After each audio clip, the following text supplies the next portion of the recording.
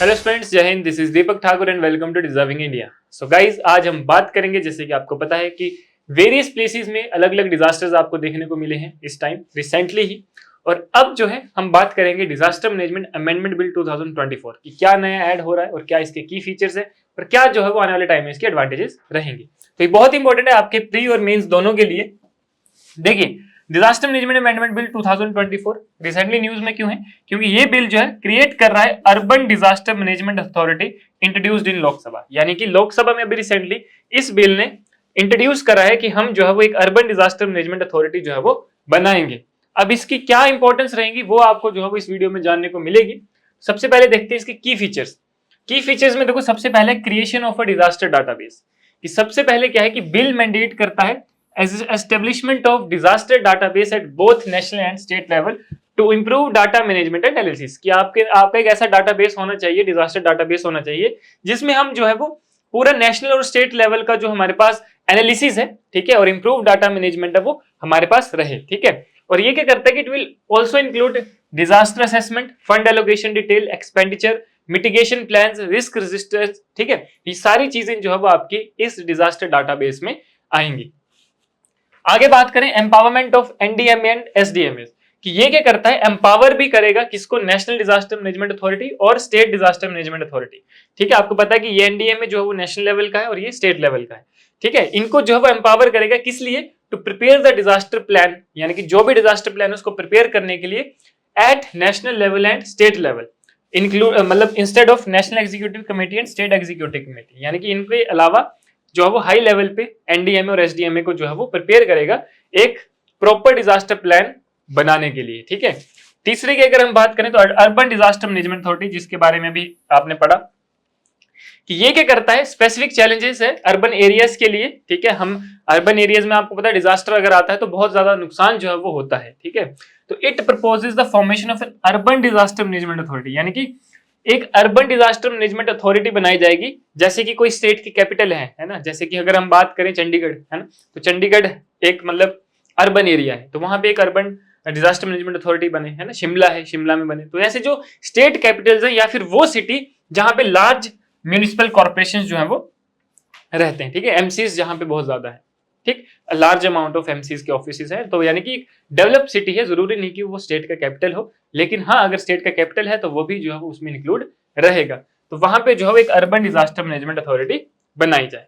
उसके बाद आता है पीरियडिक रिस्क असेसमेंट, ठीक है, कि आपको जो है प्रॉपरली पीरियडिक वाइज मतलब टाइम टू टाइम जो है वो आपको असेसमेंट करना है, ताकि आपको पता चल सके कि क्या चीजें जो है वो हो रही है और क्या क्लाइमेट इवेंट्स जो है वो उसके क्या इफेक्ट्स जो है वो हमको देखने को मिल रहे हैं। आगे अगर बात करें स्टैट्यूटरी स्टेटस फॉर ऑर्गेनाइजेशन, कि ये जो है बिल जो है that provide statutory recognition to certain pre existing organisation. मतलब ये क्या करता है कि जो ऑलरेडी एग्जिस्टिंग ऑर्गेनाइजेशन है उनको जो है एक रिकॉग्निशन प्रोवाइड करता है, जैसे कि national crisis management committee and the high level committee, इन दोनों को।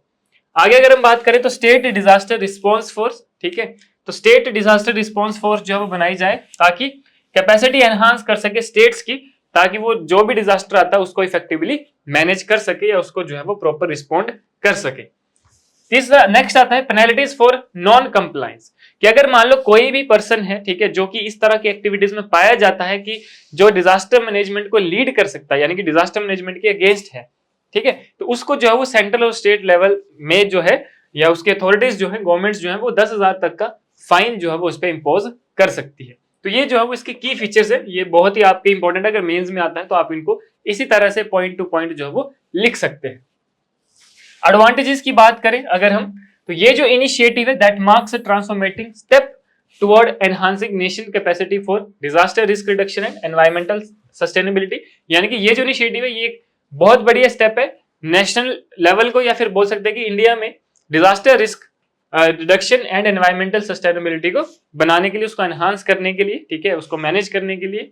आगे अगर हम बात करें तो comprehensive centralised disaster database at both national and state level will significantly improve ability to prepare respond and recover from disaster. कि अगर हमारे पास एक प्रॉपर डाटाबेस होगा, हमारे पास एक प्रॉपर जो है एनालिसिस होगी, तो हम क्या कर सकते हैं, उसके लिए प्रिपेयर हो सकते हैं, उसको रिस्पॉन्ड भी हम उस तरह से कर सकते हैं और पोस्ट डिजास्टर उसके रिकवरी भी जो है उतनी ही जल्दी कर सकते हैं। लास्ट पॉइंट है the creation of this disaster database will facilitate more efficient resources allocation better coordination among stake holders and timely inform decision making during crisis, कि जितना हमारे पास प्रॉपर डाटाबेस होगा हम उतना ही ज्यादा अच्छे से जो है वो उसको और एफिशिएंट तरीके से हम उसको मैनेज कर सकते हैं, रिसोर्सेज को एलोकेट कर सकते हैं। ठीक है, हम औरों के साथ, नेबर्स के साथ जो है वो, यानी कि आसपास के जो स्टेक होल्डर्स हैं या रिस्पॉन्स टीम है, उनके साथ हम एक प्रॉपर कोऑर्डिनेशन बना सकते हैं।